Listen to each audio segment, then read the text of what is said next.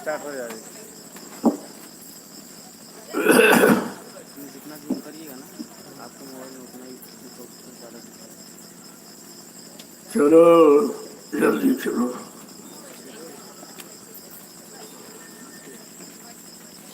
जय गुरुदेव, जय गुरुदेव, जय गुरुदेव, जय गुरुदेव। नाम किसका? जय गुरुदेव। नाम किसका? जय गुरुदेव। नाम किसका? प्रभु का प्यारा नाम।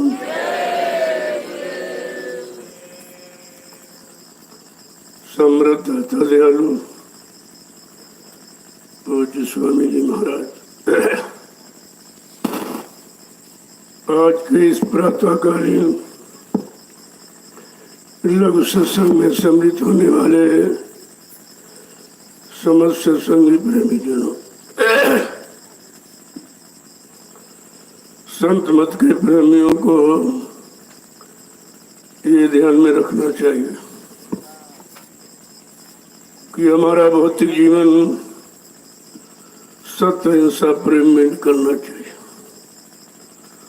और आध्यात्मिक जीवन सत्संग सेवा और भजन में निकलना चाहिए। तब तो आप लौकिक पारलौकिक भौतिक आध्यात्मिक नूरानी जिस्मानी अंतर्मुखी बहिर्मुखी दोनों में लाभ प्राप्त कर सकते हैं। जब तक तुमको अपने जीवन के बारे में यही ज्ञान नहीं होगा कि जीवन कैसे जिया जाए, तो मानव जीवन का वास्तविक लाभ नहीं मिलता है। संत महापुरुषों ने दोनों रास्ते रखे आपके कि भौतिक जीवन भी आपका सुख शांति में व्यतीत हो और आध्यात्मिक जीवन परमानंद की प्राप्ति में, आत्मानंद की प्राप्ति में व्यतीत हो। तभी जीवन का मूल अर्थ समझ में आता। और ये तो कोई जानता। जीवन तो मिल गया, लेकिन जीवन को हम कैसे निकालें? जन्म, जीवन और मृत्यु तीनों सत्य हैं। जन्म मिल गया, जीवन भी व्यतीत कर रहे हो, आगे मृत्यु सामने खड़ी है। मृत्यु को देख करके हमें आपको अपने जीवन को पहले से सुधार लेना चाहिए कि एक दिन मृत्यु की गोद में तो सबको जाना पड़ेगा। उसमें छोटा बड़ा गरीब अमीर कुछ नहीं, पढ़ा लिखा अनपढ़ भी कुछ नहीं, स्त्री पुरुष भी कुछ नहीं। मृत्यु सत्य है और असली जीवन का सत्य तो मृत्यु ही है। लेकिन उस मृत्यु तक पहुंचने के पहले हम अपने जीवन को सार्थक बना लें तो मृत्यु से आपको डर नहीं होगा। हंसी खुशी में कहोगे ले भाई ले जाइए, मैंने शरीर से अपना काम कर लिया, अब इसको ले जाओ, हमको इसकी बिल्कुल जरूरत नहीं। जो लोग इस तांत्रिक राज को समझ लेते हैं उनको मृत्यु से कभी भय नहीं होता। जो नहीं समझते वो मृत्यु से डरते रहते हैं। महापुरुष दोनों तरफ आपकी दृढ़ता मजबूती को बनाते रहते हैं, लेकिन जब उनके आदेशों पर आप चलोगे, जब आदेशों पर चलोगे तो जीवन बड़ा सरल हो जाएगा और शांत पीड़न का हो जाएगा। लेकिन तुम मनमुक्ता में आकर के उनके संदेश को न सुनते हो, न समझते हो, न अपने जीवन में उतारते हो। यही असफलता का, यही दुख का कारण है। अगर इस कारण को समझ लो तो मानव जीवन जैसा कोई जीवन नहीं है। जब महापुरुषों ने कहा कि बड़े भाग्यमान स्तन पावा, सुर दुर्लभ सदग्रंथन गावा, कि उनके बड़े भाग्य हैं जिनको परमात्मा ने मनुष्य मंदिर दे दिया, क्योंकि ये मानव शरीर परमात्मा की प्राप्ति के लिए। जब मानव शरीर आपको मृत्यु लोक में मिलेगा, मानव शरीर के जानकार संत महात्मा फकीर मिलेंगे और उनसे आपको रास्ता मिल जाएगा दोनों तरफ का, इधर भौतिक उधर आध्यात्मिक, तो ये मानव जीवन सार्थक हो जाएगा। तब आपको सच्चा अर्थ समझ में आएगा कि परमात्मा ने 4,84,00,000 योनियां बनाई, लेकिन उन योनियों में मानव जीवन को सर्वश्रेष्ठ क्यों कहा है। तब तो ठीक है, लेकिन कितने लोग इस बात को समझ रहे? बड़े बड़े धनी वाली पढ़े लिखे वो भी दूर से बहुत दूर खड़े, उनको भी मानव जीवन का अर्थ नहीं मालूम। केवल ये जानते हैं आहार निद्रा भय मैथुन, खाना पीना सोना कमाना, मलमूत्र त्याग करना, आल औलाद बच्चे पैदा करना, इसके अतिरिक्त मानव जीवन को कोई अर्थ ही नहीं मालूम उनको। अरे तो बस बच्चे सभी करते हैं कि तुम्हारे में खासियत क्या है। नर्तन पाया विषय मन दे ही, पलट सुधाते सठ बिसले। कितना साफ साफ कहते हैं कि मानव तन पा करके अगर विषयों में खो दिया तो आपने वही किया कि हीरा को फेंक कर कांच को पकड़ लिया है। एक एक शब्द पर कितना बल देते, मानव जीवन को कितना सर्वश्रेष्ठ मानते हैं कि देवताओं को भी दुर्लभ है। देवता भी देवलोक में बैठकर, क्योंकि वो देवलोक से सीधे नहीं जा सकते सतलोक, कोई भी बीच के लोग का कितना भी मतलब यानी बड़ा हो पूजनीय हो, लेकिन बीच के किसी लोग से अपने घर जीवात्मा को नहीं पहुंचा सकता। उसके लिए ये मृत्युलोक मंडल रखा गया है। लेकिन जब तक संत महापुरुष नहीं मिलेंगे, जीवन को जीने की जानकारी नहीं मिलेगी, तब तक तो आप पशुवत जीवन व्यतीत करेंगे। ये पशुवत जीवन है जो केवल खाना पीना सोने के सिवा कुछ जानते ही नहीं, और हर दिन इसी के भरण पोषण में लगे हैं। उनको यही नहीं मालूम है कि इस जीवन की कितनी बड़ी कीमत है, कि देवता भी स्वर्ग लोक में बैठ करके, देवलोक में बैठ करके यही कामना करते हैं कि मालिक एक बार मानव तन दे दे और मानव तन के जानकार संत महात्मा फकीरों का दर्शन दीदार करा दे, और वो कृपा दया मेहरबानी करके नाम की युक्ति, नाम का सच्चा रास्ता दे दे, तो हम अपनी जीवात्मा को घर पहुंचा ले। फिर हमको किसी लोगों में आना नहीं पड़ेगा, क्योंकि इन लोगों में भी रहने का समय सीमित है। ये तो पुण्य कर्म से देवलोक स्वर्गलोक तो पहुंच जाओगे, लेकिन पुण्य छीणे मृत्युलोक के, जब वो पुण्य छीण हो जाएगा तो फिर आपको मृत्युलोक में ढकेल दिया जाएगा। जाओ फिर कम करो फिर आओ, फिर कर्म करो फिर आओ। कहने का मतलब है कि सत्यलोक के सिवा और किसी लोक में अगर आप पहुंच भी गए हो तो सच्ची सुख शांति आत्मा को नहीं मिलती। देखो कितना बड़ा रास्ता ये, और ये है वैसे सबसे खराब मृत्युलोक, सबसे खराब। लेकिन जीवात्माओं के लिए यही लोक रखा गया है। महापुरुषों ने इसका चुनाव किया कि जब देवलोक में जाएगा, मानव शरीर मिलेगा, तो मानव शरीर में के जानकार संत महात्मा मिलेंगे, तो आपको कर्मों का विधान बता देंगे कि तुमने जो जो कर्म किए उसका उद्धार निपटारा कैसे होगा। तो कहते हैं सत्संग, सेवा और वचन, ये तीन रास्ते हैं। जब तीन रास्तों को आपने समझ लिया और उनको अपना लिया, उनके अनुसार अपना जीवन आपने निकाल लिया, तो बस आप जीवन को समझ गए। इसके पहले कोई नहीं समझ पाया। वो कितना ज्ञानी ध्यानी भी ज्ञानी बन जाए, लेकिन मानव जीवन को समझना ये उनके बस की बात नहीं है। जिन्होंने मानव जीवन को सार्थक बनाया, काम क्रोध लोभ मोह अहंकार ईर्ष्या राग द्वेष से अलग रखा, वही आपको मानव जीवन की परिभाषा बताएंगे, वही मानव जीवन का सच्चा ज्ञान कराएंगे, वही मानव जीवन का सच्चा रास्ता बताएंगे। बाकी ये जानकारी किसी को नहीं। तो आपको कितने दिनों से सुनाया जा रहा है। पहले भी 10 जुलाई 1952 से मथुरा जगह जगह जगह जगह कार्यक्रम करके केवल मानव जीवन की रहनी गहनी सिखाई गई, और कुछ है ही नहीं। लेकिन कितने लोगों ने सीखा, कितने लोगों ने समझा, और कितने लोगों ने लिया, और कितने लोगों ने अपना काम बना लिया। तो पता चला कि सब बाकी कोई नहीं टिका।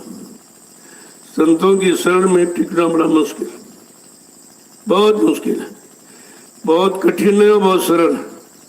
अगर समझ लो तो उससे ज्यादा सरल कोई नहीं, और नहीं समझे तो बहुत जटिल है। जब निरंतर सत्संग में पड़े रहोगे, आते रहोगे जाते रहोगे, आते रहोगे जाते रहोगे, तो धीरे धीरे समझ पैदा हो जाए कि हमारा मूल सिद्धांत, मूल लक्ष्य क्या है। सत्संग को छोड़कर तो कोई कुछ पा ही नहीं सकता। अब तुम कभी 1 महीने, कभी 2 महीने, कभी 3 महीने, कभी 6 महीने, कभी साल भर गायब रहते, तो फिर जब रोज पढ़ाया गया तो समझ में नहीं आया, और ये इतनी गैपिंग बीच में आपने कर दिया, फिर क्या मिलेगा? कुछ। यही कारण है, करिए नित्य सत्संग, बाधा सकल मिटाए, फिर ऐसा अवसर ना मिले दुर्लभ नर्तन पर। कितना स्पष्ट कह दिया। हर रोज, दर रोज, प्रतिरोज सत्संग करो, जितना मिल जाए उतना करो, ले लो फिर करो उसको। जब करोगे तो करने का फल मिलेगा, करने का अनुभव, एक्सपीरियंस हो जाएगा आपको। इस करने का मतलब यानी भौतिक करने का और आध्यात्मिक करने का, शारीरिक कर्मी का और आत्मिक कर्मी करने का फल क्या है, तो यह समझ में जब आएगा जब आप सत्संगों में शरीक होगे। सत्संग केवल जीवन को बनाने का काम करता है, गंदगी हटाने का काम करता है, सच्चाई आप तक पहुंचाने का काम करता है, और सच्चे रास्ते की जानकारी देता है। लेकिन कब? जब आप सत्संग में आकर के बैठोगे। अब ये बता दिया, अभी तो मान लो टहल रहे तब तक, कोई सो ही रहा है, कोई कुछ कर रहा है, ऐसा नहीं। सब किस लिए यहाँ आए हो? पहले आने का अर्थ तो समझो। घर गृहस्थी परिवार से समय निकाला, रुपए पैसे धन खर्च करके आप यहाँ आए हो, तो उससे जितने गुना लाभ ले सको वो लाभ आपको ले लेना चाहिए। एक एक मिनट यहाँ का बहुत मूल्य है, उसे आप व्यर्थ में मत गमाओ। अरे पहले तो सत्संग सुनो, नहीं समझ में आया तो सेवा में लग जाओ, उससे भी नहीं तो भजन पर बैठ जाओ। जब इस मन को आप इस घेरे से निकाल कर आध्यात्मिक घेरे में अंदर डाल दोगे तो फिर ये भगना बंद कर देगा। वैसे इसका स्वभाव है, क्योंकि किसी युग में इसको रोका तो गया नहीं। जो चाहा वो खा लिया, जो चाहा वो कर लिया, जो चाहा वो ले लिया, जो चाहा वो दे दिया, लेकिन मतलब तो उसका समझे नहीं कि ये भारी लग रहा है।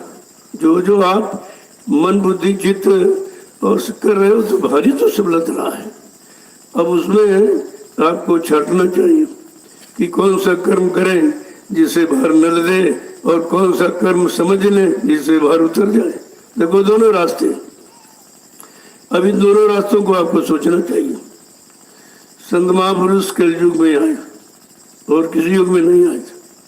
उन्होंने सही सच्चे रास्ते की जानकारी दी। पहली बात, 3 युगों से लोगों को यही नहीं मालूम कि सच्चा रास्ता क्या है, मानव जीवन का सच्चा अर्थ क्या है, हमको मानव जीवन परमात्मा ने क्यों दिया।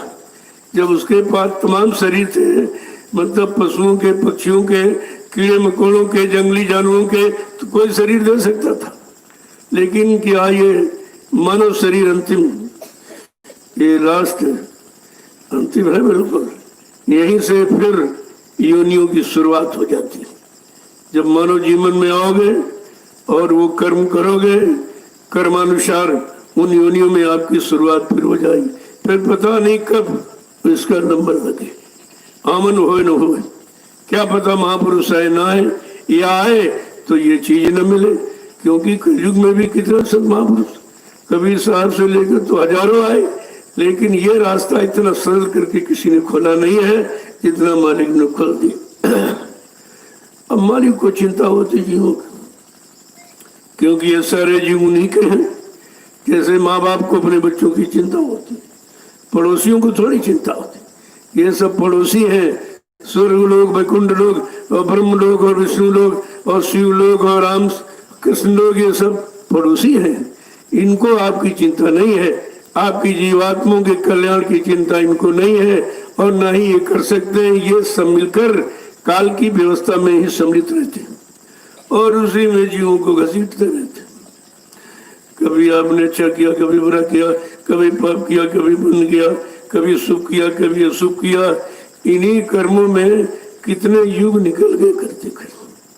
सत्य कर्म की जानकारी कराई नहीं गई। लेकिन जब मालिक को चिंता हुई कि हमारी रूहें जीवात्माएं जब से गई वापस लौट के नहीं आ पाए, भाई कारण क्या है? काल ने कितना कराल कठिन जाल बना दिया जो सब जीवों को फंसा लिया। लाख दया कोमल चित्सन था, तब उन्हें अपना दया का भंडार संतों को सौंप दिया। जाओ, मृत लोक मंडल में हमारी जीवात्माओं को काल माया ने फंसा लिया है कर्मों के विधान में। जाओ, उनको कर्मों की परिभाषा बताना और कर्मों का ज्ञान कराना, फिर सत्कर्म रास्ते से उनको घर पहुंचाने की युक्ति बता देना।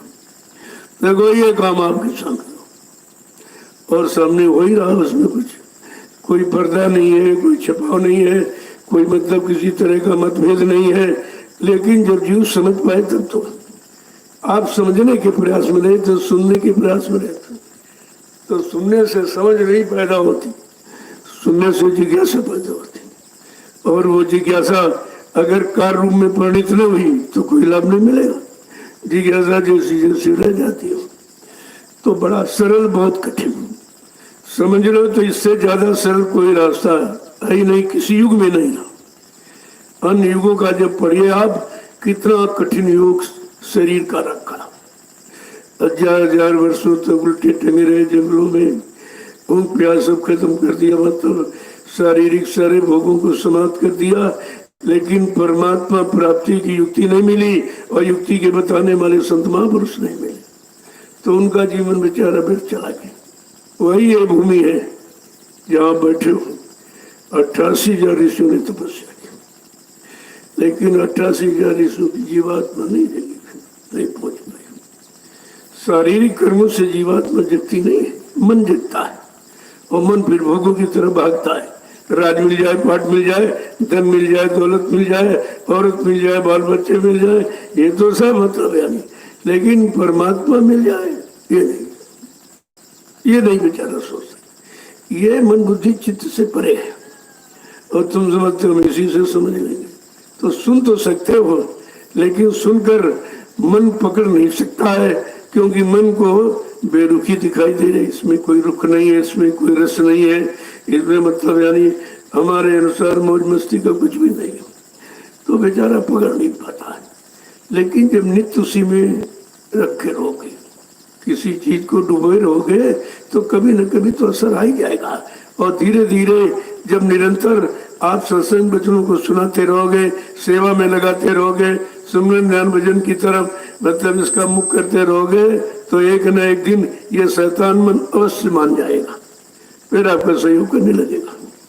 केवल इतना ही आपको करना, कुछ नहीं। और वो भी कहते हैं अगर ये भी तुम्हारे बस का नहीं है तो फिर हमको सौंप दो। देखो कितना दयालु मालिक, कितने दयालु। कहते अगर भाई नहीं कर सकते तो हमको सौंप दो, लेकिन न तुम कर पाते हो न सौंप पाते हो। सौंपना भी तुम्हारे बस की बात है। अगर तन को, मन को और इंद्रियों को सब सौंप दिया तो फिर आप कुछ उधर कुछ कर ही नहीं सकते हो। लेकिन मैंने ऐसा करने नहीं देखा, क्योंकि वो देख रहा हो कि ये सब सौंप दोगे तो हमें क्या मिलेगा। हमारा रस जो मिल रहा था युगों से वो तो मतलब खत्म हो रहा है। तो इतनी जल्दी मन को समझाना जीव के बस की बात नहीं है, वो भी बिना दया के कुछ नहीं होगा। इसीलिए जिन्होंने समझ लिया, जो जीवात्माएं जाग गई, वो मन को समझाती है कि मन रे मान बचन एक मोरा। ऐ मन, मैं जितने जब से तुम्हारे साथ में लगी और तू कर्मानुसार जिन योनियों में जन्म लेता रहा, मैं भी तेरे साथ साथ लगी, जबकि मेरा उससे कोई मतलब नहीं, किया भी नहीं लेकिन फिर भी भर रही है। ये संग दोष देखिए। मैं तुम्हारे साथ लगी रही, अब मैं ये क्योंकि लगकर मैंने देखा कि तुझे मिला क्या, तो बेहोश है, गफला भोगों की गफला नींद में सो रहा, तुझे मालूम नहीं है कि जन्म मरण इसके सिवा तो कुछ मिला ही नहीं। तो वो समझाती है कि देख, मैंने तेरा पूरा कहना माना, तुम्हारे साथ बराबर लगी रही, जबकि इन भोगों से मेरा शरीरों से कोई मतलब नहीं रहा, लेकिन अब एक बार मेरा वचन पाल ले। क्या कह रही है? और वो वचन है जिसमें हमारा तुम्हारा दोनों का लाभ है। मैं तुम्हारे अनुसार भाई नहीं तो कोई लाभ नहीं, मैं तुम्हें मिला ना हमको मिला। अब मैं उस वचन के बारे में कह रही हूँ कि चलो सतगुरु के सत्संग में उनके वचनों को सुने तो हम तुम्हारे दोनों के विचार मजबूत हो जाएंगे। जब मजबूत पकड़ हो जाएगी तब फिर मतलब यानी रास्ता सरल हो जाएगा। तो समझाएगी वही जो जागी हुई समझी हुई होगी। आत्मा तो हमारे आप में भी वही है, मन भी यही, दोनों चीजें। जो संदेह दिया जाता है वो तुम्हारे अंदर की ही बात है, वो तो जागी हुई सूरत कहती, वो समझा पाती है। इसलिए आपको सत्संग में आए हो तो ज्यादा समय जीवात्मा को जगाने में देना चाहिए कि जब ये जाग जाएगी तब ये अपने मन को भी समझा देगी, क्योंकि मन का समझाना इंसान के बस की बात नहीं है। इतना भागी है कि कभी आपने कंट्रोल नियंत्रण किया ही नहीं उस पर। जो सोचना चाह सोच लिया, देखना चाह देख लिया, खाना चाह खा लिया, करना चाह कर लिया। क्या अभी आपने कभी लगाम लगाई इस पर? लगाम लगाना जानते नहीं। अरे वो तुम्ही को घसीटे लिए जा रहा, तुम कैसे अपनी तरफ उसको मोड़ोगे? कहा जब तक जीवात्मा नहीं जगेगी तब तक कुछ नहीं होगा। उसी को जगाने का सारा प्रयास हो रहा। जितना आप देख रहे हो ये बाहर का, अंदर का सब प्रयास यही है किसी तरह से जीवात्मा जाग जाए और वो जाग करके इस शैतान मन साथी को भी मना ले। तो कहते हम तुम दोनों चल पड़ेंगे, तुम जाना हमारा राज कमाना और हम पहुंचे सतगुरु दरबारा। चलो तुम अपने राज्य जो तुम्हारा त्रिकुटी धाम वो अपना राज भोगना और मैं मतलब यानी अपने घर चले जाऊंगी मालिक के पास। तो ये सब चीजें समझ में जब आती है जब आपको सत्संग मिलेगा। अब धीरे धीरे धीरे सत्संग आपको पकड़ाया जा रहा। अभी तो आम सत्संगों से आपको जोड़ा गया था। हिंदुस्तान में कितने बड़े बड़े कार्यक्रम, इन 8 वर्षों में कितने बड़े बड़े कार्यक्रम हुए, कितनी भाग दौड़ की गई। लेकिन उस भाग दौड़ का मतलब ये नहीं है कि कोई किस्सा कहानी कोई प्रवचन आपको सुनाएगा। सब अंतर्मुखी कि बाहर से हम मतलब यानी सिमट कर अंदर की तरफ आ जाए, और जब अंदर आ जाओगे तो बाहर अंदर दोनों का ज्ञान हो जाएगा कि बाहर हमको रहना कि अंदर रहना कि बाहर अंदर दोनों से निकल कर अपने घर जाना। ये दोनों चीजें समझ में जब आपके आएंगे, इसके बोले तो किसी को नहीं आया। तो कहने का मतलब है ये कलयुग कितना अच्छा है। सबने तो खराब कहा लेकिन संत महापुरुषों ने कहा बहुत अच्छा। जीवात्माओं के लिए इससे अच्छा कोई युग नहीं। कलयुग समयान युग जो नरकर विश्वास। कलयुग के समान दूसरा युग अच्छा युग जीवात्माओं के लिए है ही नहीं, लेकिन संत महापुरुषों के वचनों पर विश्वास हो जाए। बात तो विश्वास की, और विश्वास से ये पूरा जीवन आपका चल रहा।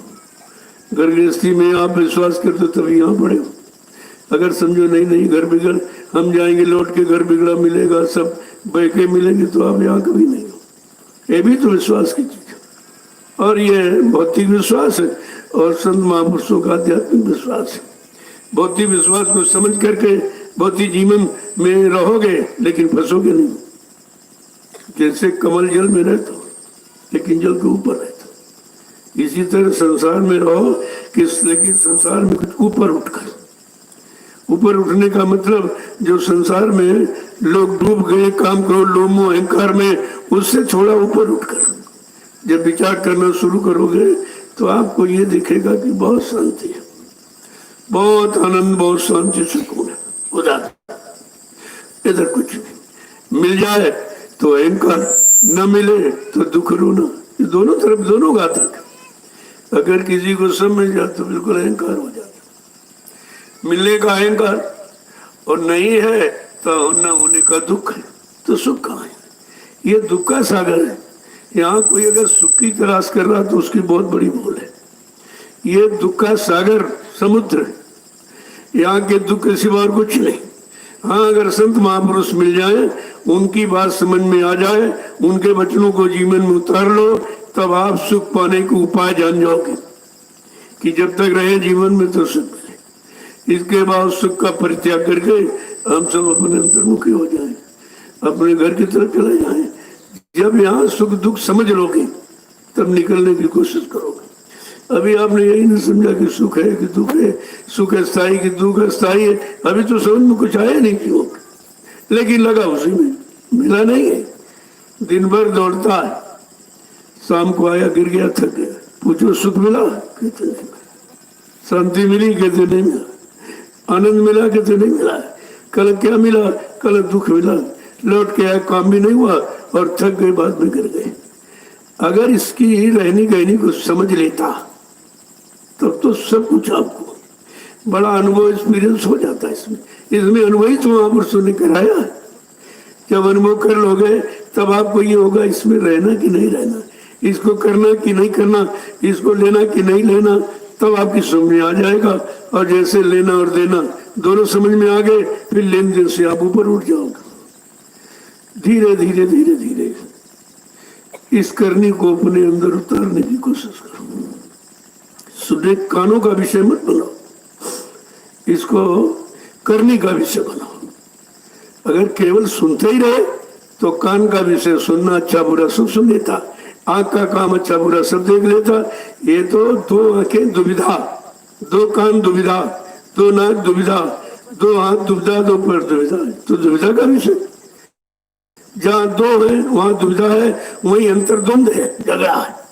इसलिए परमात्मा ने एक जीवात्मा में एक आंख, एक कान, एक नाक। जहाँ एक है वहां कोई झगड़ा, किससे झगड़ा करोगे, किसके बारे में सोचोगे अच्छा बुरा। इसलिए काल माया ने दुविधा में संसार बनाया। दो विधाएं, एक सत्य एक झूठ, एक पाप एक पुण्य, एक शुभ एक अशुभ, एक भौतिक आध्यात्मिक, मतलब दो दुविधाएं। अब दोनों दुविधाओं में आपको ये समझना है कि जब दोनों दुविधा है, दुविधा माने इसमें शंका, संदेह, भूल भ्रम है और दुख है, तकलीफ है, लाभ नहीं है, तब आप दोनों से परे हो जाएंगे। कहा जब दोनों से अलग हो गए, न अच्छा करना न बुरा करना, न पाप करना न पुण्य करना, जब कुछ करोगे नहीं तो फिर तुम्हारे बदले देगा क्या? ये तो कर्मों का ही बोझा तो लगा होगा। अब ये जरा अगर आपने पाप समझ लिया तो पुण्य से नहीं निकल पा रहे, क्योंकि पुण्य को लोगों ने अच्छा बता दिया, लेकिन महापुरुषों ने कहा नहीं, पाप तो पाप है लेकिन पुण्य पाप का बाप है, इतना कठिन जिसको आप छोड़ नहीं सकते। और उसका भी परिणाम यही भोग है। पाप का पुण्य का परिणाम तो मृत्युलोक में, और वो शरीर में रह गया। ये पाप पुण्य का भी आत्मा से कोई संबंध नहीं, पाप का भी कोई संबंध नहीं। इसलिए कहते हैं पाप पुण्य से अलग हो जाओ, न पाप करो न पुण्य करो। जब पाप नहीं करो तो पुण्य करने की जरूरत है क्या पड़ेगी? लेकिन पहले पाप करता भी बाद में कहते पुण्य करेंगे, तो पाप से पुण्य की अदायगी नहीं हो सकती। पाप का अलग फल, पुण्य का फल अलग। तुम कहो कि पुण्य करके हमें कोई मतलब, यानी हमारा कर्म कोई मिट जाए, कोई पाप कट जाए, ऐसा विधान नहीं है। अपने अनुसार मनमुखी होकर कोई विचार मत करो। इसलिए दोनों का परिणाम मृत्युलोक है। पाप और पुण्य दोनों का भुगतान नहीं। पाप किया, चलो भाई अच्छा, परिवार मिल गया, धन मिल गया, दौलत मिल गई, रात पाट मिल गया, लेकिन रहे तो यहीं पर, आगे कहाँ निकल पाया? जहाँ पाप करके फंसे वही पुण्य करके फंसे पड़े, तो निकलने का रास्ता नहीं है। यही तो महापुरुषों ने आकर के जीवों को समझाया कि तुम सदियां और युग कल्प सब निकल गए, तुम पाप पुण्य के चक्कर में पड़े रहे। न पाप ने तुम्हारी जीवात्मा का अपराध दिया, न पुण्य ने, दोनों ने साथ नहीं दिया। तो कहने का मतलब यहाँ कर्म ही नहीं मालूम है कि वास्तविक कर्म क्या है। केवल ये बताया शुभ अशुभ, लेकिन शुभ अशुभ दोनों कर्मों का फल तो मृत्युलोक है। लेकिन आत्मिक कर्म क्या है? जब तक आत्मिक कर्म समझ में नहीं आएगा तो आत्मा का जागना और आत्मा के घर तरफ मुड़ना और अपने घर पहुंचना कैसे हो पाएगा? इसलिए दोनों कर्मों की जानकारी लेनी चाहिए, शारीरिक कर्म और आत्मिक कर्म। शारीरिक कर्म शरीर के लिए, आत्मिक कर्म आत्मा के लिए। बिल्कुल साफ साफ है, इसमें कोई मतभेद नहीं है कि जब शारीरिक कर्म किए तो आपने संसार चीजें पा लिया, धन मिल गया, दौलत मिल गई, पद मिला, पत्नी मिला, बाल बच्चे मिले, लेकिन ये सब तुम्हारे सहयोगी नहीं है। ये आत्मा में तुम्हारा कोई सहयोग नहीं दे सकते, बल्कि ये घसीट करके और इधर की तरफ ले जाएंगे। कभी पत्नी में फंस गए, कभी पति में, कभी बाल बच्चों में, कभी सामान में, और ये सब घसीटते इसी तरफ, उधर की तरफ से इधर तरफ आपको घसीटेंगे और निरंतर यही में लगाए रहेंगे। ये करो, अब ये रह गया, ये बाकी रह गया, ये दे दीजिए, ये बना दीजिए। ये मतलब यानी अब तुम बनाओ और बिगाड़ नहीं समझ पा कि हम बना रहे हैं कि बिगाड़ रहे हैं। जितने बनाने के प्रयास में ये सब उधर बिगाड़ रहे, उधर का रास्ता बिल्कुल बिगाड़ नहीं, बंद कर। और इनकी समझ में ऐसे कभी आएगा, ये कभी समझ में ऐसे नहीं आएगा। बिना सदगुरु की कृपा से कोई नहीं समझ सकता। जहाँ पर कृपा भई सदगुरु की, जिस पर कभी दया कृपा हो, मेहरबानी हो जाए, कहते वो जीव तो निकल गए, बाकी सब यही फंसे पड़े, सब यही फंसे पड़े। और काल अपने विधान से आपको निकलने नहीं देगा। भाई उसने भी सतपुरुष जी तपस्या किया, घोर तपस्या करके ये सुरतों जीवात्माओं का भंडार उसने मांग लिया। जब भंडार मांग लिया तब काम आप कह रहा कि नहीं नहीं, आप भंडार से निकाल नहीं सकते। लेकिन सतपुरुष भंडार देने के पहले ये कहा, मेरा एक संत बोध, संत सूरत मृत्युलोक मंडल में आती रहेगी, वो जीवात्माओं को जगा कर घर पहुंचाती रहेगी, तुम्हारी उसमें कोई दखलंदाजी नहीं। कहा ठीक है। जब कभी साहब आए जीवों को जगाना शुरू किया तो कल कह रहे भाई ये क्या कर रहे हैं आप? मैं देख कितनी घोर तपस्या, कितना परिश्रम करके तो ये मालिक से भंडार मांग के तुम ले जाएंगे। कहा जब भंडार दिया था, जब एवं मस्तु कहा था तो ये भी कहा था मेरा एक संत बोध और सूरत मतलब मृत्युलोक मंडल में आती जाती रहेगी, वो जीवात्मा को जगा करके घर पहुंचाती रहेगी, तुम्हारी कोई दखलंदाजी। कहा हाँ ये तो कहा था। फिर ये कह रहा ये बताइए आप कैसे जगा के ले जाएंगे? कितना कठोर तप करके तो मैंने ये ले आए, और फिर इसको देखा कि मतलब ये फंसेगी कैसे, हमारे यहाँ रहेगी कैसे, तो मैंने कर्मों का जाल बना दिया। उसी कर्मों में सबको फंसा के मैं बैठा हूँ, निकलने नहीं दूंगा। आप कैसे निकालेंगे? कभी साहब ने कहा भाई 5 नामों के द्वारा। तो बड़ी जोर से हंसा। कहा कहता तुम्हारे 5 नाम की आशा, वो हमारे हैं 84 भाषा। मैंने 4 खान 84 लाख यूनिया फंसाने की बनाई, तुम्हारे 5 नाम क्या करेंगे? कबीर साहब के तेरे मूर्ख तुझे नहीं मालूम कि हमारे एक नाम में तेरी सारी 84 सिमट जाएगी। पहला नाम काल भगवान का, और ये काल की सारी सिद्धि उसी नाम के आधार पर तो है। कहा अच्छा एक बात बताइए, ये प्रश्न उत्तर कर रहा काल दयाल से। अच्छा एक बात बताओ कि मैंने 2 जाल और बनाए मैंने फंसाने के लिए, जिनको तुम्हारा साधक भी कभी इनकार नहीं करेगा। तो कबीर साहब ने फैसला की पूछ लिया, बता भाई वो तुझे 2 जाल कौन है? कहते एक दौलत का, एक औरत का। ये 2 जाल मैंने ऐसे बनाए, इसमें तुम्हारा साधक भी इनकार नहीं करेगा। कबीर साहब ने कुछ नहीं कहा। इशारा है कि एक जब नाम में तेरी 84 सब सिमट गई, अभी तो 4 नाम बाकी। उससे अगर उन नामों की तरफ तुम चल पड़े और नामों की महिमा समझ लिया, नामों को अपना आधार बना लिया, तो जब उधर की तरफ मुखातिब हो जाएगी, इधर मुड़ेगी नहीं तो मुड़ेगा कैसे काम क्रोधों में। कितनी बड़ी दया और कृपा कलयुग में महापुरुषों ने जीवों पर किया, और कितनी मेहनत किया, परिश्रम कि 3-3 युगों से फंसा जीव कैसे निकाला और किस तरह से आध्यात्मिक रास्ते पर खड़ा किया। और कह रहे अगर और कोई कठिनता दे दूंगा तो मैं और सरल कर दूंगा, लेकिन ले जरूर दूंगा, क्योंकि मैंने नामदान दिया। जो नाम दिया है उस नाम का प्रभाव महत्व है। जो नाम देता है, सुनाता नहीं, देता। देने और सुनाने में फर्क है। सुना तो कोई सकता, अगर महापुरुष से 10 साल के बच्चे ने सुना तो भी सुना देगा। क्या 10 साल बच्चों को दे सकता? देना और सुनाना अगर समझ लेते आप तो इस फिरके में आप फंसते ही नहीं कि वो सुना रहा कि कोई दे रहा। अरे भाई, देना अलग, देने के मतलब वो देगा जिसने कमाई की है, जिसके पास इकट्ठा वो देगा, और जब देगा तो उसकी दिए हुए अपने उसकी संभाल करेगा, उनको इधर उधर खर्च नहीं होने देगा, और दिए हुए उसी रास्ते से घर पहुंचा देगा। इसको कहते देना। और सुना तो कोई भी सकता, जो सुन लेगा वो भी सुना देगा, लेकिन सुनाने वाला दे नहीं सकता।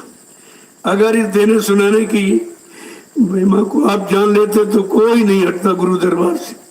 कह रहे सुनाने वाले हैं, देने वाले नहीं है, हमको देने वाला चाहिए क्योंकि हमारे पास है नहीं। और ऐसा देने वाला हो जो दे करके भी अपने सामान की संभाल करे, क्यों मैं संभाल भी नहीं कर सकता। देने वाला ऐसा चाहिए कि अपने उसी सामान यानी मैं सामान से हमारी जीवात्मा को घर पहुंचा दे, उसको कहते देने वाला। तो आपने देना सुनना अभी तो नहीं सकता।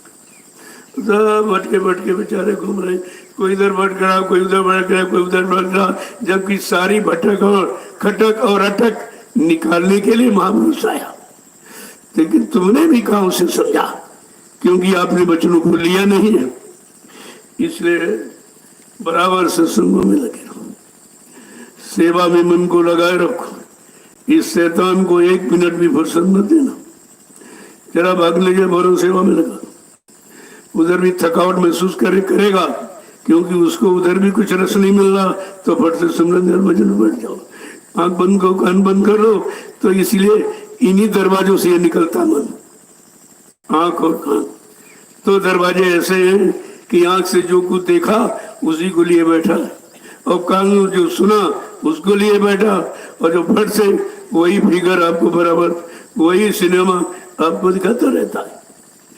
कहने का मतलब है और कुछ नहीं करना, केवल इस शैतान के पीछे पड़ो तुम इसी के पीछे, और सभी जतन तजना।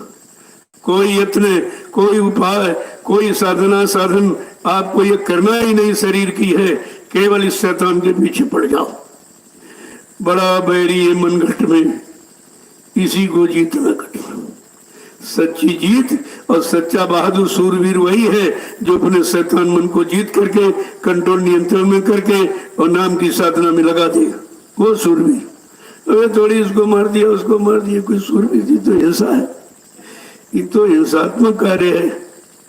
तुम अभी सच्चा सूरवीर की बातें नहीं समझो। जिन्होंने मार मन डाला उन्हीं को सूरमा कहना। बड़ा बैरी है मन घट में, इसी को जीतना कटना। पढ़ो तुम इसी के पीछे और सभी जतन करना। गुरु का ध्यान कर प्यारे, बिना इसके नहीं चलना। केवल गुरु का ध्यान, गुरु के वचनों पर ध्यान, उनकी दी हुई युक्ति पर ध्यान, उनकी दया पर ध्यान अगर जमाए रखो तो ये काम तुम्हारा सब सरल हो जाएगा।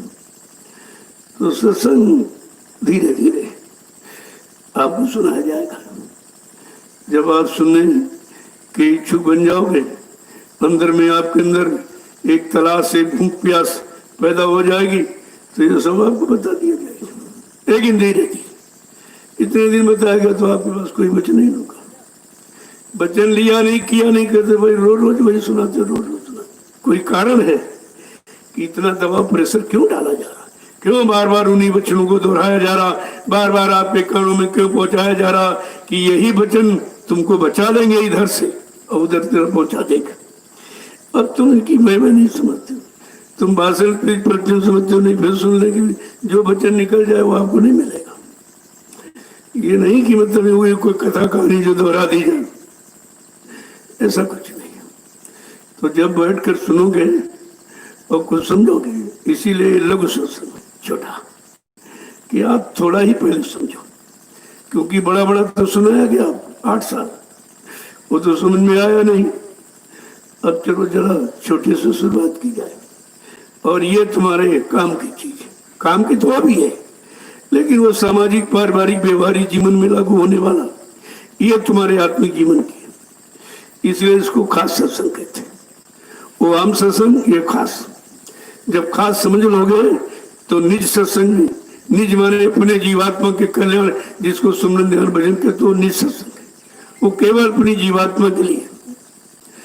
कहने का मतलब है कि महापुरुषों ने 4 प्रकार का सत्संग रखा, कि धीरे धीरे धीरे पहला सुनो, फिर दूसरा, फिर तीसरा और चौथा, तब इसकी समझ में आ जाएगा कि असली सत्संग हमारे लाभ का कौन, हमारे कल्याण का कौन, तब आप उसको पकड़ लोगे। आम खास निज सीने में सीने, ये 4 प्रकार का सत्संग रखा, कि धीरे धीरे जीवों को इन मतलब यानी सत्संगों की महिमा और वचनों की महिमा बता दी जाए, तो ये समझ लेगा कि हमको, क्योंकि ये सीढ़ी बदलता, पहले आम, फिर खास, फिर निज सीने। इससे क्या होगा, आपको चारों सत्संगों की जानकारी, फिर उसमें से आप छांटोगे कि हमारे आत्मिक कल्याण का कौन सा सत्संग है, कौन से वचन है, तो से आप पकड़ोगे, बस वहीं से आप कार्य की शुरुआत हो जाएगी। लेकिन अगर ये नहीं किया तो कुछ नहीं किया, जो सुनो उसको गुनो और धुनो, मतलब उसमें से अपनी बारीकी तरीके से, इसमें असलियत क्या है। तो पहले मथुरा में कोई मार्केट नहीं, कोई भंडारा नहीं, कुछ भी नहीं था, तो जीव सत्संग सुनता था, बाद में आया और फिर से अपना बैठ गए मिलकर, कहना आज भी सत्संग में ये कहा गया था, ये कहा, पर तो उसी पर विचार करते रहते। और जब भूख लगी तो झोले में बाटी और सत्तू और चने, ये बिल्कुल तैयार भोजन है, पर से खाया और फिर से पर चर्चा में लगी। अब जब से ये बखेड़ा खड़ा हो, ये भंडारा, वो बाजार, वो मार्केट, वो दुकान, वो सामान, तो बस आप संसारिक तरह वहां भी रहते बने रहे, जैसे घर से गए उससे ज्यादा वहां फंस गए। ये बड़ा सस्ता मिल रहा, ये खरीद लो, ये खरीद लो। ये सत्संग से निकले तो सत्संग वहीं छोड़ दिया बाउंड्री में, और बाहर पहुंचे दुकानों में घुस गए, ये खाना है, ये पीना, ये लेना, ये खरीदना है, लेकिन जो लेने गए वो वचन तो वहीं छूट गया। इसीलिए सब भ्रमित हो गए, कोई नहीं बचा, किसी ने समझा ही नहीं, मतलब जाना माना पहचाना नहीं, तो अपनी चीज आप लोगे कैसे। तो वो चीज अब धीरे धीरे उसका सिमटा किया जा रहा। भाई पहले समझ लो, मैं सारे भंडार एक दिन बंद कर दूंगा, क्योंकि इसमें भी झगड़ा है, इसमें भी लोगों के अंदर मतभेद है, इसमें कहते हैं अच्छा कौन बना रहा, चलो वहीं चलो, वहीं चलो, एक फिर वही बात शुरू हो गई।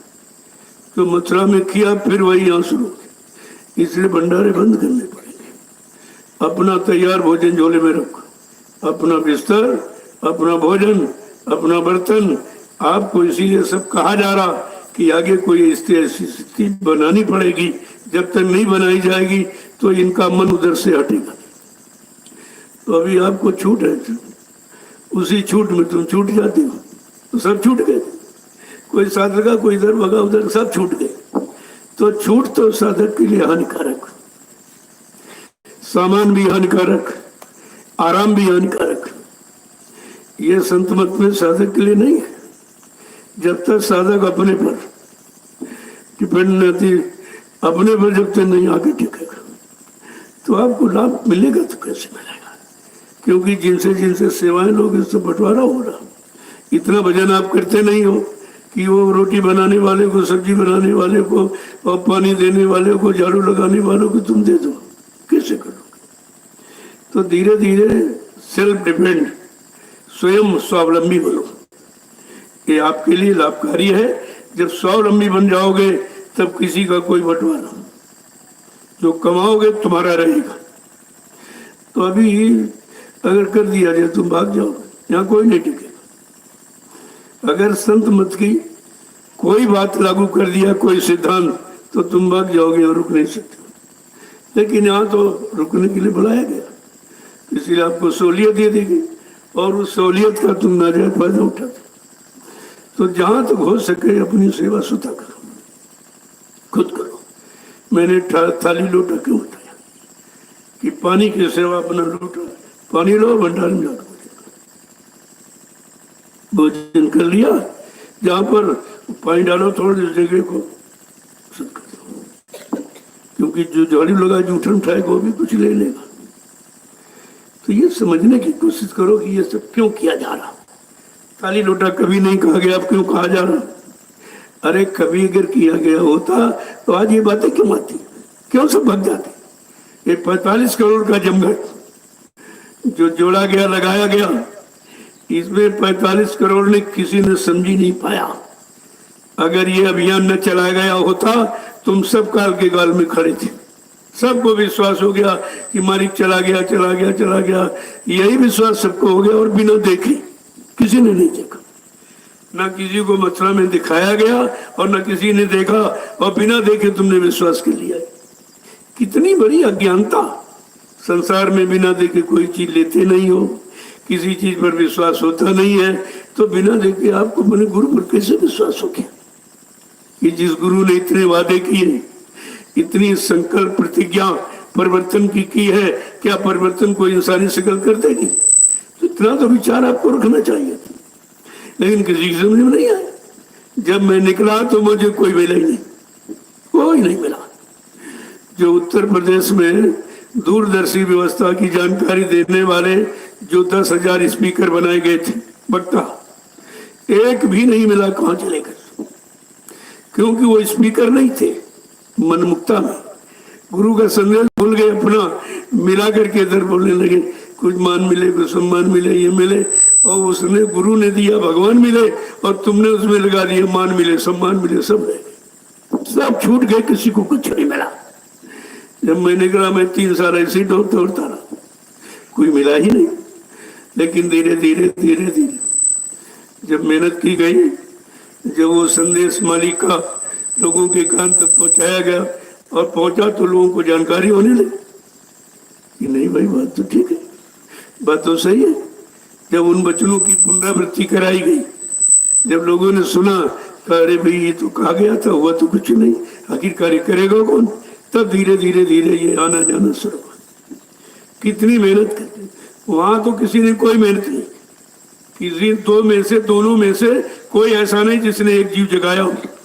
वो तो गुरु की महिमा, उन्होंने जगाया, इकट्ठा किया, उसी में लूटना शुरू कर दिया। बनी बनाई व्यवस्था मिली और उसी व्यवस्था में फिर पहले भी लूट करते, भी लूट करने लगे। और तुम लूटते हो लेकिन समझ नहीं पाते कि मैं कोई लूट रहा है, अरे कुछ दे रहा है, कुछ हमारी व्यवस्था बना रहा कि केवल लूट ही रहा है। इतना तक समझने की बुद्धि अभी लोगों में नहीं आती। सोचो आप कितने जी उसमें जगह थे, एक भी नहीं जगह, सब सोते ही रहे। और जब सो गए और बाद में उठे, जो बता दिया तो सही मान लिया। तो कहने का मतलब ये है कि अपनी आंख, अपने कान वो बड़ा सचेत रखो, ये जो देखो और सुनो उस पर गुणन मनन करो कि हकीकत क्या है। अगर इस बात को समझ लेते तो अरे ये होने वाला, जितना बड़ा जनमत हिंदुस्तान में किसी के पास, ना राजनीतिक और ना धार्मिक, 45 करोड़ का, आज भी किसी के पास नहीं थे। अब ये बिखर गए हैं धीरे धीरे धीरे। फिर एक आंधी आई, जैसे कांटे बीन के रखे आपने गिरे, आंधी आई, उसने फिर से फैला दिया। ऐसे महापुरुष ने इकट्ठे किए, कांटे ही थे सब, कोई पापी था, कोई कुकर्मी था, बेचारी था, कुचारी, कोई अच्छा तो था नहीं। ये कांटे इकट्ठे किए और एक स्वार्थ की आंधी आई, उसने उड़ा के फिर फैला दिया सब। अब उन कांटों को धीरे धीरे इकट्ठा किया जा रहा। कांटे तो कोई बीन के रखेगा नहीं, लेकिन इकट्ठा किया जा रहा। जिसने मेहनत की है उसको अपनी मेहनत का दर्द है, वही करेगा, दूसरा कौन कर सकता? दूसरे किसी को क्या मतलब? जिसने कोई परिश्रम किया ही नहीं, कोई कमाई की नहीं, तो उसको क्या दर्द? उसको लुटाने में कोई दर्द नहीं, और जिसने किया है उसको दर्द है कि हमारी ये मेहनत 60 बरस की कैसे सफल होगी। तो ये सब आपको सोचना चाहिए। जब आओगे तो वचन मिलेंगे। वो गरीब बैठे रहो, नहीं वो तो सत्संग मैंने बहुत पहले सुना, वो वही सुना जा दोहराया जा रहा, तो बहुत पहले सुना, तुम्हारे पास बचा है क्या? रखा तो तुमने एक भी नहीं, तो सुनने का मतलब है क्या? जय गुरुदेव, जय गुरुदेव, जय गुरुदेव। इसलिए इस भौतिक जीवन को जो दाम की कमाई में लगाए हो, अब थोड़ा सा आध्यात्मिक जीवन में उतर कर नाम की कमाई में लगा लो। फिर दोनों की कंपैरिजन तुलना कर दो, तुम्हारी समझ आ जाए कि असली कमाई कौन है। इतनी जल्दी तो नहीं समझ में आएगी, लेकिन जब दोनों कमाई, दाम की कमाई तो आप जान गए कितना इकट्ठा किया, सब चला गया। भाई ने छीन लिया, कहीं किसी छीन लिया, कहीं किसी ने ले लिया, कहीं बहका दिया, तुम्हारा दूना कर देंगे, तुम्हारा उसमें फंस गया, सब चला गया, कुछ नहीं बचा। अरे ये समझो सब लुटेरे ही तो थे, भाई बनकर लूटा और कुछ बन के लूटा, लेकिन तुम्हें मिला क्या? अगर अब भी सचेत नहीं हो तो जीवन निकला जा रहा है सब। इसीलिए तो आपको सचेत किया जा रहा कि गई सो गई और रही वो संभालो। जो जीवन चला गया, सौ की पूंजी व्यर्थ में चली गई और हमारी कमाई ये भी सब छीन ली लोगों ने, तो कम से कम अब तो जागो। अब लो नसानी अब न नसो। अगर ये संकल्प का भाव अंदर आ जाए तो फिर तुम्हारी कमाई सुरक्षित होने लगेगी कि अब लो नसानी अब न नसो। ये अफसोस करके कह रहा कि अब तक जो भी समय चला गया, कमाई पूंजी लोगों ने लूट लिया, समय भी हमारा व्यर्थ में चला गया।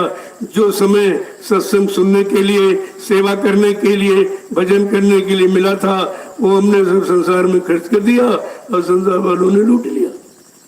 तुम्हारा साथ इसमें कोई नहीं, यही तुम भूल भ्रम कर रहे हो। भाती होता तुम्हारे साथ आता, तुमको माँ के गर्भ से अकेले ही पैदा हुए और वो भी नंगे पैदा, कोई सामान भी नहीं ले। जब लाए नहीं तो ले कैसे जाओ? इतना तो ज्ञान अभी लोगों को नहीं है कि हम नंगे आए थे और अंत में सब देख रहे हैं घर परिवार में कि कितने लोग यहाँ से गए, सब नंगे चले गए।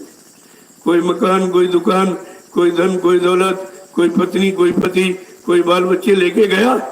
अरे ले जाने का काम नहीं, ये तो छोड़ने का। क्योंकि जब पैदा हुए तो किसी ने दिया है आपको, आप पैदा होते तो ले नहीं आए थे। अब किसी ने दिया, उसके दिए हुए सामान पर तुम्हारा क्या अधिकार? उसने इसलिए दिया कि चलो हमारे देश में आए हो इतने वर्षों के लिए, महीनों के लिए, चलो इतने दिन आप प्रयोग कर लो, इसके बाद हमारा हमको दे दीजिए, आप ले नहीं जा सकते। तो कम से कम आपको ये ज्ञान होना चाहिए कि दिए हुए सामान से अपना काम बना ले। जैसे कोई सामान भाड़े पे लाते हो, अब यही सोचते हो कि भाई जितनी जल्दी इससे ज्यादा काम बना लो, नहीं वो आएगा सामान लेके, पैसे लेके चला जाए, पैसा भी लेगा सामान भी लेगा, तुम्हारे जेब में पैसा भी खत्म और सामान भी तुम्हारे पास नहीं रहेगा। अगर ये सांसारिक भाड़े किराए की बात समझ लो तो ये मनुष्य शरीर भी तो भाड़े किराए पर मिला कुछ वर्षों के लिए, और उतने बाद ये भी छीन लिया था और कहेगा कि तुमने कोई काम नहीं किया, क्योंकि जीवात्मा तो मांग कर इसीलिए लाई थी। अब प्रभु कृपा करो यही भांति और सब तज भजन कर अब दिन रात। ऐसी कृपा दया मालिक मेहरबानी कर दो, हम सब छोड़ करके और दिन रात तुम्हारा भजन करेंगे, ये वादा करके सब लोग आए। इस वादे को किसने समझा? उस समय निकल गया। वो कह रहा भाई हमारा खाली करी मकान, और ये थोड़ी पूछेगा तुमने शादी ब्याह किया, बाल बच्चे हुए कि नहीं हुए, मकान बनाया, दुकान बनाई कि नहीं बनाई, कुछ नहीं पूछेगा। ये पूछेगा जो तुमने भजन के लिए मानव शरीर मांग के लाई हो, तुमने क्या किया? तो फट से खाली करो, काम पूरा लेकर के चला जाए। आपको मिला क्या? अगर मिलना और जाना अगर दोनों चीजें समझ लेते तो तुम लुटते नहीं हो। तुम सोचते हमारा भाई है, हमारा भाई है, हमारा ये, हमारा वो है। अरे तुम्हारा कोई नहीं। जब शरीर ही तुम्हारा नहीं, ये भी एक दिन धोखा दे देगा, तो शरीर से संबंधित ये रिश्तों को अपना क्यों मानते हो? ये मानो कि हमारा कोई कर्जा है, वो ले रहा, चलो धीरे से भुगतान कर। कर्म कर्जे की सेवा कुछ नहीं, और उसी कर्म कर्जे की बात समझनी चाहिए आपको। और यहाँ भी कर्म कर्जे का भुगतान कराया जा रहा, सेवा के द्वारा और कोई चीज के द्वारा। अरे भाई, धन की सेवा है, अन्न की सेवा है, शरीर की सेवा है, इंद्रियों की सेवा, ये भी तो कर्म कर्जा उतारने की बात हो रही। क्योंकि जो कुछ है कर्म कर्जे के कारण आप फंसे, और कर्जा इतना पुराना है और इतना ढेर है कि ये इंसान अकेले उतार नहीं सकता। उसे मालूम नहीं है किस कर्म से कर्जा उतरता है और किस कर्म से कर्जा चढ़ता है, ये मालूम नहीं उसको। वही आपको यहाँ पर कराया जा रहा। एक एक वचन को पकड़ कर, जय गुरुदेव, जय गुरुदेव, जय गुरुदेव, जय गुरुदेव। नाम किसका? जय गुरुदेव। नाम किसका? जय गुरुदेव। नाम किसका? प्रभु का प्यारा नाम। ये भी इशारा है, और अभी तक नहीं समझ पाया। राम का नाम प्रभु का नहीं, कृष्ण नाम प्रभु का नहीं, देवी देवता शंकर ब्रह्मा विष्णु महादेव प्रभु के नाम। इतनी बड़ी पहचान जो कभी नहीं किसी ने पहचान दी नहीं कि असली नाम है क्या, का वो प्रभु नाम। अब वो किसी नाम से खुश कर ले, वो तो उनकी बहुत मर्जी की बात है। जिस नाम को जगाने, सिद्ध करने, खुश कर ले, वो उसी नाम से तुम्हारा काम कर देंगे। तुमको अपने काम का निशाना रखना चाहिए। कहा ये प्रभु का नाम, जो मृत्यु लोक मंडल में किसी युग में नहीं रहा, कभी नहीं आया, और किसी ने इसकी महिमा बताई नहीं। गोस्वामी जी महाराज ने रामचरितमानस लिखकर इसकी महिमा बताई कि एक अनी अनामा आज सच्चिदानंद प्रभु धामा, एक ही अनामी महाप्रभु है और एक ही अनामी धाम है। जब अनामी धाम से वो अनामी महाप्रभु प्रभु नाम लेकर के मृत्युलोक मंडल में आएगा और प्रभु नाम का प्रचार कराएगा और प्रभु नाम से जीवात्माओं को जगाएगा और प्रभु नाम का बेड़ा भवसागर में लगाकर जीवात्माओं को घर पहुंचाएगा, तब जीवात्माओं का आना जाना खत्म हो जाएगा। इसके पहले नहीं होगा। इतना बड़ा नाम, कितनी बड़ी महिमा, लेकिन अभी तक लोग ऐसा नहीं सुनते। अरे कुछ न करो तो जय गुरुदेव नाम तो कह ही सकते हो, ये तो ले ही सकते हो, क्योंकि जबान से तो कोई काम होता नहीं, भोजन के सिवा। और सारा रस भोजन का जबान ने लिया है, तो इस जबान को भी तो इसी में लगा दो, किसका भी कर्जा स्वादों का उतर जाए। जब नाम का स्मरण करेगी, नाम को जपेगी। इतनी बड़ी चीज ला करके मृत्युलोक मंडल में खड़ी कर। और संत मत के प्रेमी नहीं जानते, क्योंकि वो मत मतांतर के फिरके में वो केवल जिद हट पकड़े बैठे, जबकि नाम काम करके चला जाता, फिर दूसरा आ जाता, काम करके चला गया तीसरा। वो तो उस नाम से उन्हीं को लाभ मिलेगा जो उस युग में उस नाम की महिमा, जो महापुरुष आया उससे समझ ली, तो समझ करके ली तो उनका काम हो जाएगा। अब पीठ पीछे कोई उसका पुनरावृत्ति करे, दोहराए, तो उससे कुछ नहीं, वो कोई नाम नहीं काम करे। वो अपने अपने समय के सत्य थे, लेकिन अपने समय के जीवों के लिए थे। आज वो समय नहीं है, काल स्थित परिस्थिति नहीं है। अब तो आपके लिए इसीलिए ये नाम लाया गया कि चलो इस नाम से कलयुग के यानी गंदे कमजोर जीवों का भला हो जाएगा, उनका कल्याण हो जाएगा, तब ये नाम आपके सामने। जय गुरुदेव, जय गुरुदेव, जय गुरुदेव, जय गुरुदेव। नाम किसका? जय गुरुदेव। नाम किसका? प्रभु का प्यारा नाम। अब आप लोग खड़े हो जाओ। मैं कितनी देर लगाता हूँ, बस इतनी देर है तुमको जागने की। अरे अपने घर की तरफ जाने में आदमी कितनी जल्दी भागता है, यहाँ से लेकर कह दिया घर जाओ, इतनी जोर भागता है कि जल्दी घर पहुंचे, घर पहुंचे। तुम्हारे अंदर भी सुस्ती है बहुत, 1 घंटे में उठ पाते हो, बस इतनी देर है। जितनी देर खड़े होने में, खड़े का मतलब वचनों को पकड़ कर खड़े होने में इतनी देर, उन वचनों के अनुसार अपने को चलाने में इतनी देर है, समझने में, सुनने में देर है, अपने में लागू करने की कितनी देर है, इसी करो। बाकी उधर तो सब काम हो गया, उधर तो मसाला सब तैयार। जिस दिन तुमको इसके काबिल देखा जाएगा तो दिया जाएगा, इसके काबिल जिस दिन देखा जाएगा उसी दिन ये सब सौंप दिया। जो देने आया लौटा के वापिस थोड़ी ले जाएगा। लेकिन अब यह है कि जीव कैसे बन पाएगा, कितना समय लग रहा है। अगर तुम जितनी जल्दी कर लो उतनी जल्दी तुम्हारा काम हो, वो तो तुम्हारे ऊपर निर्भर करता है। जय गुरुदेव, जोर से बोलो, सब मिल बोलो, बोलना होगा, अभी से बोलो। दुख दर्द हरेंगे, सब कष्ट हरेंगे, सुख शांति भी देंगे, सबके दाता, सबके मालिक। प्रेम से बोलो, ये नाम नहीं इंसान का, ये काम नहीं इंसान का। जय गुरुदेव।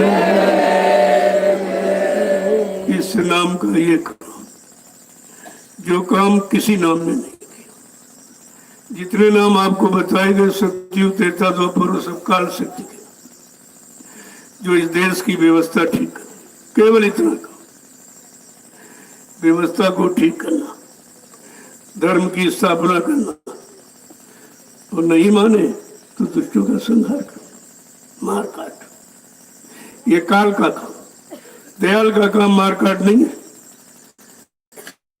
समझाना और समझा करके सही सच्चे रास्ते पर खड़ा करना, और उनके शारीरिक और इंद्रिय मानसिक जितने अच्छे बुरे कर्म उनको माफ करना। इसलिए देर लग रही भाई, कितने युगों की गंदगी है, उसको हटाने में थोड़ा समय लग रहा।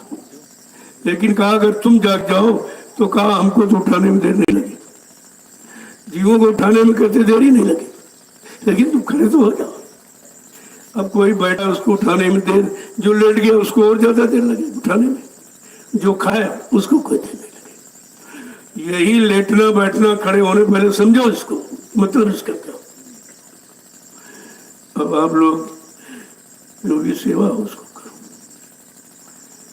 थोड़ा थोड़ा जरूर किया करो शरीर से, और कोई सेवा न तो भजन भजन करो, बेकार मत हो। क्योंकि समय जो निकला जा रहा मिलेगा, जो आज निकल जाएगा कल नहीं मिलेगा, कल निकल जाएगा फिर अगले नहीं मिलेगा। यानी कहने को तो रोज रोज आपका जीवन जा रहा है, कि जाने की रफ्तार को कम कीजिए और उसमें थोड़ा सा समझने की कोशिश करिए, तो सब जल्दी काम हो जाए। जय गुरुदेव। जो लोगों को कोई विशेष काम हो तो क्या सकते हैं, वैसे इससे बड़ा विशेष काम कुछ नहीं। इतने दिन से वहां कर रहे हो, क्या विशेष बना पाए? इतना जीवन निकल गया, 50 का, 60 का, 70 का, क्या जमा किया और अब क्या मिलेगा? लेकिन वही बात है, वो मन शैतान तो मानता नहीं। अब बैठे यहाँ वो चिंतन घर का करें, जल्दी चलो जल्दी चलो, बहुत दिन हो गए बहुत दिन हो गए। तो ये क्यों नहीं सोचते हो कि इतने युग निकल गए, ये बहुत दिन नहीं है, तो चलो अपने घर चले। लेकिन जब बात समझ में आएगी तब तो आप करोगे, क्योंकि ये बैठने नहीं देगा आपको। जब घर में थे कह रहा सत्संग चलो सत्संग, अब कह रहा घर चलो घर चलो। ये भागता है और भाग दौड़ में तुमको फंसा रहता। तो नहीं भाई, घर से आए कुछ दिन रुकेंगे, क्योंकि जो घर में था वो यहाँ नहीं है, और जो यहाँ वो घर में नहीं है। तो अगर समझ लो तो जीवन की बात समझ में आ जाए, तमाम जीवन निकाल दिए, फिर भी बात तो कहते सरकार घर जा रहे हैं। भाई जाइए, मैं मना क्यों करता। एक ही लिए सारे में कहते भाई कौन घर जा रहे हो, किस घर में जा रहे हो, किस घर की तैयारी कर रहे हो, जा कौन है। अरे इसी घर से तो निकलने के लिए सब मेहनत हो रही है और तुम तो घर जा रहे हैं। क्या वो काम यहाँ कर लोगे? अगर तुम यहाँ रहोगे तुम्हारा उधर कुछ नहीं बिगड़ेगा और तुम जा करके सुधार नहीं सकते। तुम्हारे हाथ में सुधार नहीं है कि हम सुधार रहे या हम रोक ले, आने वाली दुर्घटना को रोक ले, ये तुम्हारे बस की बात नहीं है। लेकिन जब तक तुम अपने को कर्ता समझोगे तो फिर आप कुछ समझ नहीं पाओ। तुम करता नहीं हो, करता कोई और है, करने वाले कौन और है, कराने वाला कोई और है। अगर उसको समझ लो तो कर्तापन की बात जब समझ में आ जाएगी तब कहीं तुम्हारा फंसा नहीं। अरे भाई हमें कुछ करना नहीं, जैसा चाहो वैसा करा ले। जब आपने तन मन सौंप दिया है फिर ये क्यों कहते तुम घर जा रहे? अरे शरीर तो आपने दे दिया, तो फिर शरीर जाने की बात क्यों करते हो? हाँ, जब समय देखा जाएगा तो आदेश हो जाएगा, चले जाओ भाई। यहाँ कोई फालतू थोड़ी रोका जा रहा। अब जिनका बहुत कठिन कर्म पड़ता उनको ज्यादा समय, देखो 3-3, 4-4 महीने से लोग कितना बड़ा काम हो रहा। सबसे बड़ा काम ब्रह्मचर्य का पालन हो रहा। घर में रह के आप नहीं कर सकते, लेकिन कितनी इससे बड़ा और काम क्या है? अगर यही तत्व शरीर का रुक जाए तो परमात्मा प्राप्ति में मन जरूर लगेगा। लेकिन वो भी मनसा वाचा कर्म, 3 तरीके। मन से भी कोई गलत नहीं, वचनों से भी कोई गलत नहीं, और कर्म तो बाद में आता है, क्योंकि वचन और कर्म से ही तो कर्म बिगड़ता है। मन और वचन से ही तो कर्म बिगड़ जाता है। तो पहले मन को ठीक करो और फिर उससे मतलब यानी करो वाचा वचनों में ले आओ कि वचन जो भी निकलेंगे उसे निकले। कोई हंसी मजाक मखौल ये भी ब्रह्मचर्य को नष्ट करने वाला काम है। बहुत संभाल के, तो अभी तो आपको जबरदस्ती करा दिया गया 3 महीने, 4 महीने, 5 महीने, 6 महीने, अब आपकी समझ में आने लगा। और जब ये नष्ट हो जाता तो तुम कहते भाई कुछ नहीं हो रहा, जो हो रहा था वो भी खत्म हो गया। तो किससे हो रहा था, किसके द्वारा कर रहे थे? अगर ये विचार कर लो तो आपका ये इरादा बिल्कुल पक्का हो जाए। जय गुरुदेव। नारी नीत भोजन तजय तजय खलक की आस। वो शत्रुओं को विनाश करता है। काम क्रोध लोभ मोह अहंकार शत्रुओं का विनाश कर देता, जीत लेता। और यहाँ सब चीज नारी भी और इंद्री भी और नींद भी, क्योंकि 4 बजे से पहले घंटा लगने लगा। इसका मतलब आओ कम सोइए। आप जितना कम सोओगे जीवन उतना बढ़ेगा, जितना ज्यादा सोओगे सौ सुख पूंजी ज्यादा खर्च हो जाएगी। ये सब चीजें संभाल कर रखो। और आप यहाँ सेवा में लग रहो, सेवा मिल जाती कुछ। घर में ये कुछ नहीं, घर में तो अपनी मनमानी है और यहाँ आदेश है। कम से कम समझा करो इस चीज को। जितना समय इस भूमि में तुम्हारा निकल जाएगा वही तुम्हारा है। इसके बाद तो फिर उसी में जाकर फंस जाओगे जाल में, वही गट्ठर फिर उठा के सिर पे रख लोगे। तो इस बात को समझो, ज्यादा समय जितना जब तुम रिटायर हो गए तो उधर की तरफ मुंह नहीं करना चाहिए। और जिसको रिटायर कर दिया उसको रखता भी कोई नहीं। लेकिन तुम अपने आप को कभी रिटायर मानते ही कहो। इससे तो अगर परिवार से रिटायरमेंट हो जाओ तो काम तुम्हारा शुरू हो जाएगा। लेकिन वो क्या कहते हैं, नहीं 3 बच्चे चौथे हम, अपने को उसमें शामिल करता कि 4 लोग कमाएंगे बहुत होगा। अरे तू रिटायरमेंट भूल गया अपना, बच्चों के साथ अपनी गिनती कर रहा। ज्यादातर से भी कल हम रिटायर हो गया हूँ, 3 बच्चे वो कमाएंगे, हम भी कमाएंगे। और धीरे धीरे धीरे कमाता कुछ नहीं, समय गंवा देता है, 100 की पूंजी गंवा देती बची। इसीलिए आपको रिटायरमेंट सरकार करती कि जाओ भाई, आपने देश की समाज की सेवा की है, अब जरा अपने आत्मा की सेवा करो और मैं तुमको पेंशन दूंगा। तुम बच्चों पर भी डिपेंड नहीं कि भाई अगर नहीं करें बच्चे को रोटी नहीं देंगे, कपड़ा नहीं देंगे, काय व्यवस्था मैं तुम्हारी बना रहा हूँ। लेकिन शेष जीवन आप आत्मिक कल्याण में लगाइए। जब लोग रिटायर होते तो गीता पकड़ाई जाती, रामायण पकड़वाई जाती, कहीं गंगा जल लूटे भर के। ये सब शपथ कसम ही तो है, लेकिन कसम खा के भी झूठे हो जाते। फिर आगे यहाँ फंस जाते हैं, मकान बनाएंगे, दुकान बनाएंगे, ये करेंगे, वो करेंगे। अरे कितना बनाया और उसी में कितना बिगाड़ा अपना, अपने जीवन की श्वासों की पूंजी को। कब तेरी समझ में आएगा ये? जय गुरुदेव, जय गुरुदेव, जय गुरुदेव, जय गुरुदेव। नाम किसका? जय गुरुदेव। नाम किसका? जय गुरुदेव। नाम किसका? प्रभु का प्यारा नाम। सब लोग अपनी अपनी से हो। मैं वहीं आके से मिलूंगा शाम को। एक समय रखा गया और वो नहीं 24 घंटे, 11-12 समय। वो समय निश्चित है। जिसको विशेष ही कोई जाना है, कोई अपनी सेवा एवा देना चाहता है तो दे देगा, वो उसके लिए कोई बात नहीं। बाकी सबसे वही मिलूंगा, इसको ध्यान में रखिए। जय गुरुदेव।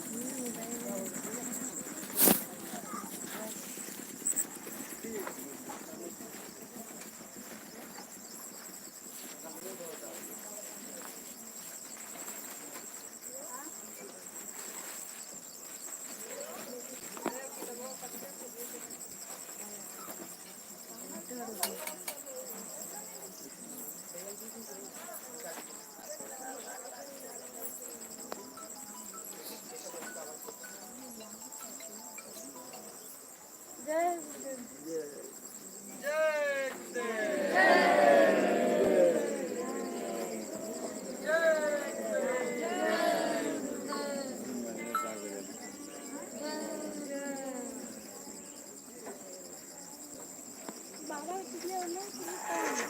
देखो लिखा